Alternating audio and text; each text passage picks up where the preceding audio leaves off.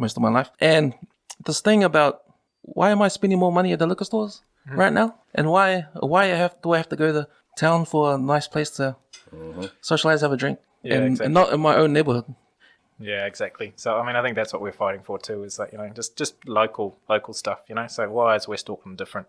So why can't we buy a beer and wine at the supermarket? Why can't we have a nice local that we can go to? Why can't an entrepreneur out here see an opportunity and open a place, Andrew's needs are not being met. He wants to, a nice, friendly sort of Irish style, he's got young kids and, wants to take the family out for a meal and stuff. And, there's not a lot of options out here. And I think we certainly think that the monopoly that the trust holds sort of makes that so much harder for people to set up those businesses. And we'd like to see change, obviously. Yeah, so this monopoly and this trust, this Waitakere Licensing Trust, is it? And Portage? So there are two trusts. So out this part in Henderson and Ranui, and out as far as Whenuapai and right up to the edge of Kumu is the Waitakere Licensing Trust, and then you've got the Portage Licensing Trust, which is close to the city, which is Avondale, Waterview, Blockhouse Bay, all the way down the harbour front through to the Rangi out to the coast. Those two licensing trusts trade together. They've got a joint venture, and all of their sort of commercial operations operate as the trusts, which is the brand that you see. So they run the West Liquors and the Village Wine and Spirits bottle stores, and they run 10 bars across West Auckland. So, local here, we've got the Hangers not too far away, the Good Home. We've got Miss Q's, Te Aratu Tavern, Mr. Illingsworth. Those are the ones that Waitakere Licensing Trust run. And they also have the Quality Hotel there on Lincoln Road. So those are the only tavern licensed venues that we've got here in the Waitakere area. Yeah. Okay, so why haven't we got? How come we don't have other companies having bars? Yeah, exactly. So at the moment, the way that the rules are set up, right? So licensing trusts sort of emerged in the 1940s in the shadow of prohibition, right? So back in 1905 and 1908, I think West Auckland voted to go dry. So which meant that there were no liquor licenses available in West Auckland at all. So if you wanted to buy a drink from a pub or from an off license, then you'd have to leave West Auckland. And that continued all the way through to late 1960s, early 1970s. And then the people of West Auckland voted to go wet again. So, when they voted to go wet, you get a choice of whether you go with a licensing trust or you go with private licensees. West Auckland chose to go down and chose the licensing trust route. And part of that was that the licensing trust was the only one that could get a tavern license, which is the kind of license you need for a drinks-led venue like a pub or a bar, and off licenses. So, and that there just continues on until we have a referendum and choose to change it. So since 1972 in West Auckland, we've had these licensing trusts, and they're the only ones that are allowed to be granted a liquor license for a tavern or an off license. So the supermarkets can't apply and get a liquor license for selling beer at their supermarkets, beer and wine at the supermarkets. And if I want to go and open a bar, I can't get a tavern-style license. I can open a restaurant and I can serve drinks at a restaurant, but I can't open a tavern. Not that I want to. Just making that clear. Hospitality is like way too risky for me. That's not my thing. But I'd like to go to. I'd like someone else to have the chance to open a place, and I'd like to be their customer. Yeah. That's interesting. How you said 1940. Yeah. So the first licensing trust got set up in the 1940s. Which was the Invercargill one, and then between 1944, I think, was Invercargill, through to, I think the last ones were about 1974, 1975 was the last time that there was a new licensing trust set up. In Auckland? No, I think the last ones in Auckland were the West Auckland ones, and they were 1972. I think there might have been a Flaxmere or something like that was the last one about 1975. Oh, so it started in 1972 in Auckland? In Auckland, yeah. These West Auckland ones started in 1972, okay. So before that it was dry. There was nothing. Yeah. And so they went and chose the licensing trust model when they went wet. More recently, it was only up in 1999. There were two districts, I think, called Roskill and Albert Eden, and that's all of Kingsland and Mount Albert and all that kind of part of Auckland. They were dry all the way through to 1999. So it's dry. What do you mean dry? Is that? Yeah, so it's like you can't open a bar and you can't have an off. So there were no bottle stores. If you had a supermarket in that area, they wouldn't have been allowed to sell beer and wine, and no pubs, none at all. So there was just like Kingsland before 1999, there would probably been some restaurants, but there wouldn't have been any bars.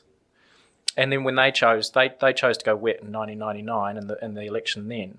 and they chose they got to vote between setting up a licensing trust and going private, and they resoundingly voted for private, which was probably just as well. I mean, you look at Kingsland today, it's great, and I think if they'd gone down the licensing trust route, if they'd chosen to go with monopoly, that wouldn't have happened. Like you probably get one or two bars there that the licensing trust would open, but you wouldn't have that vibrant little scene of like lots of little bars all kind of competing, and it's cutthroat there. And if you're not good, there are heaps of good places you can go to. If you're not delivering a really great bar experience, you're gone.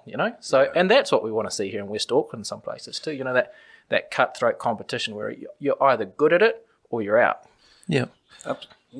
No, I was just going to add a little bit into that as well. And my primary motivation to actually get involved with this cause really was, I've got 2 young kids, and there's more to bars than just going out and drinking. It's really, for me, it is genuinely about the social scene. And when you got 2 young kids, you want to go out as a family, you want to go out with, your friend's family. And we went out to the Hallertau out by Riverhead a few weeks ago. What a fantastic place, and exactly what Nick is saying. If you're not innovative, if you're not a good place, you're going to die outside of a monopoly. And that's really why I got involved, because I just want to see where can we go in West Auckland to bring your family. Where's there an eating establishment that's just as a bar sort of. If you drive through Swanson, which I do, because I live out Waitakere Township, you go through Swanson at 8:00 at night. The only lights that are on in the petrol station. Why don't we have a little bar there? A little sort of social get together place. I was in Point Chev last night and walking through, plenty of bars, lights were on. Vibrant, bit of music, people sitting outside having a beer. So that's really what I want. I'd love to see that in West Auckland. I think it would improve our just whole social scene and the vibrancy of West Auckland. It's funny you say that, Andrew, because I've just noticed that recently, but it's been in West Auckland all my life. Yeah. And for you to come from overseas and just come and just see it straight away, because I know Ireland is like everyone drinks on Ireland. The whole world knows that. Absolutely, I guess it's one of those things, outside eyes perspective. It's what I've been used to all my life. It's how we socialise. I moved to a new neighbourhood because I lived in the UK as well, and it's similar in the UK. You move to a neighbourhood, and just down at the end of the street, small little bar, catered for the locals. We all go down there playing darts. You get to meet your neighbours, and just that's how we roll over there. So I'm not saying it's the perfect model, but I'm just saying it'd be nice to have the opportunity to be able to do something like that somewhere in West Auckland.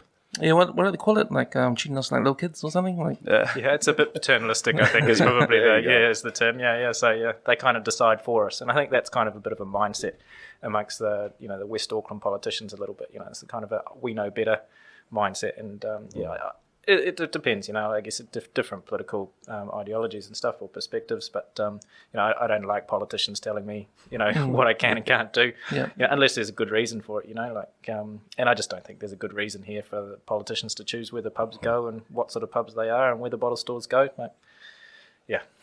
Okay, going back to what the trust is and how it started, especially here from West Auckland, it sounds to me like there was a bit of a prohibition thing going on.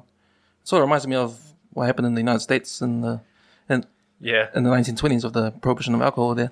I'm not sure if there was a feeling the public had towards alcohol, and it made the politicians say, "Oh, yeah, it's still prohibition." Yeah, I mean, I think the whole prohibition thing and the whole anti-alcohol kind of, I guess what you call it, it's always there. There's always a section of the community that don't like alcohol, that would like to see it, minimised in society as much as possible. But alcohol's a tough one. It's not you can't control it. Like even if they tried to put in prohibition, you can buy a bottle of apple juice and chuck a little bit of bread making yeast in it, and you've got yourself cider in a few days. You can't control it. People will find it, they will get it. It'll just push it into black markets and so on. And you hear a few stories about back before they opened it up in West Auckland that people were doing the dodgy runs around with the van and selling stuff out the back of the van and all that sort of stuff. So prohibition doesn't work. And New Zealand's going through that debate now around cannabis and so on. Is prohibition a good model for that? And opinions will differ, and so we've kind of been through that. But we see now in the debate about the trusts, and whether they should hold the monopoly, those sort of voices that are very much, that temperance movement, I guess they're called.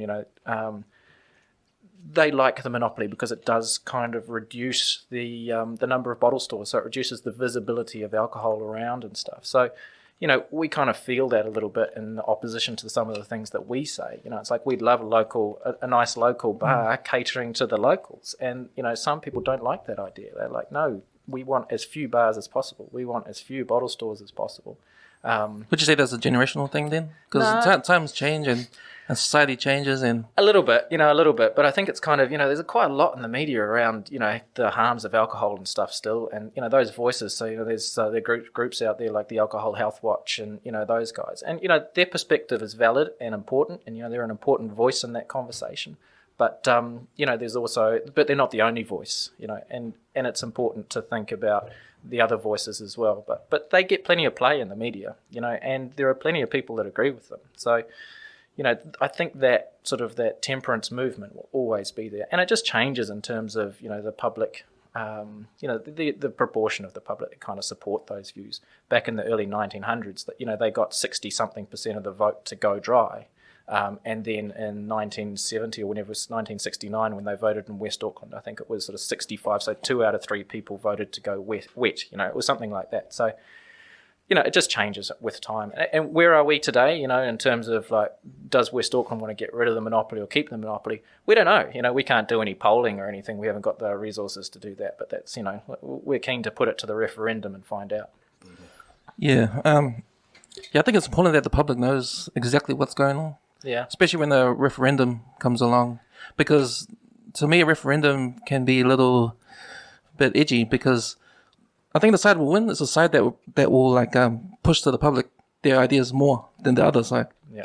So it depends. You know what I mean? Yeah, absolutely. The public aren't that well informed, and around this issue, they're terribly informed. Most people don't know what the trusts are, what the monopoly is. They get confused about what's the pokies, versus what's the hospitality and alcohol kind of business, and they're making a relatively uninformed decision. And that's kind of, one of the things that we want to do is, if we get voted into the licensing trust, we don't. One of the things is to trigger the referendum and give people the chance to vote. But we also want the licensing trust to play a role in informing the population in an unbiased way. So like get a report put together by someone independent and unbiased, so that like here's a set of information that can inform you about which way you want to vote. And because at the moment the licensing trusts are very much in the camp of we want to keep the monopoly. And we're going to advocate for that, and we're going to spend money, and we're going to, put out quite, I guess in my perspective, like really a lot of spin around why we should keep the monopoly. And they're using community money to do that, Yeah. So it's like they're using money that comes from us to tell us how to vote, and that really rankles me.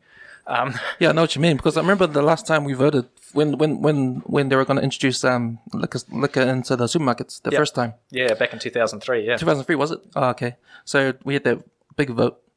And all I heard on the news was that, there's going to be alcohol store everywhere and every corner in West Auckland. There'll be crime going up, drunk people running around the streets, like things like that, like sort of like scaremongering sort of thing. Tactics. Yeah. I mean, but at that time I was like a young 20 years old, and I was in the party scene. I wanted to go out. I was going to town, drinking in there. And man, I was against that because I wanted to do it close to home. Yeah.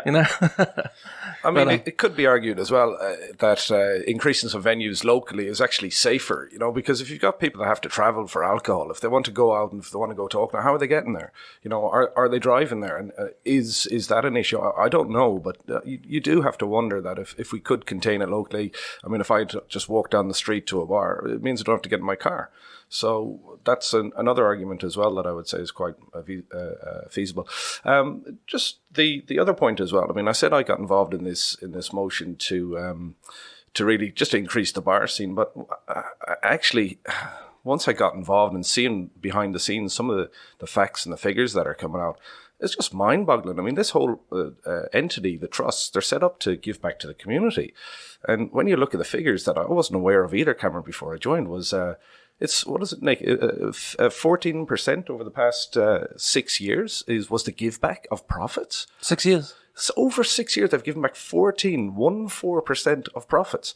Now, hang on, but where's the rest of that money going? What's happening? So I'm a bit of a loss on that one, Cameron. Yeah, that's another thing I was getting into, like, how much money do they actually make? Yeah. I mean, just knowing what was going on around the neighborhood, not knowing about the trust and that.